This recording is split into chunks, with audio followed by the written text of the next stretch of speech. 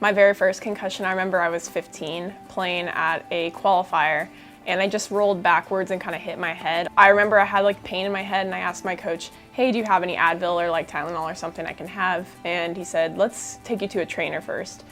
Then I got evaluated and they said, you probably have a concussion. And, you know, as if on cue, I started getting headaches later that day. I got another concussion when I was, I believe, on a 17s team. I had to wear a helmet for that one while I played for the rest of the year just to be extra cautious. When I got to college, again, I had a coach looking out for me. I got hit in the head first week of preseason of my freshman year. I had pretty much 6 months following that of just gnarly symptoms. Each time I noticed with my concussions, I had late onset symptoms. And so even though I thought I was fine and I would go back to playing, like a couple weeks later, I would start to get symptoms again. The headaches were there, the emotional symptoms were there. It was difficult to concentrate, different things like that that are subtle, but when they add up, you really see a difference and they make an impact on your daily life.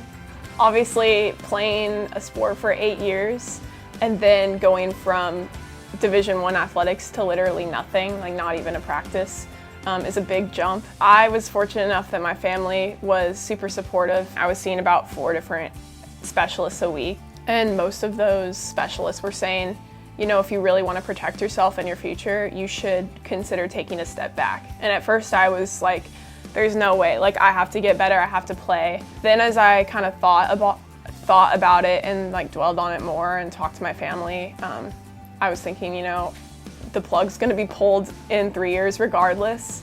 I don't wanna risk any further damage that could honestly mess up my focus for life. Headway has a team of doctors and people who are doing research actively on concussions and neck injuries and also like traumatic brain injuries. They're working to kind of further the knowledge that we have as a community on concussions. The other aspect is we're getting a lot of athletes from different universities all over the country involved in our annual Concussion Awareness Week. We basically get a bunch of teams to campaign and sign a new Tough Pact, which is a pact that says you will play smart, you're going to support your teammates, and you're going to report concussion symptoms.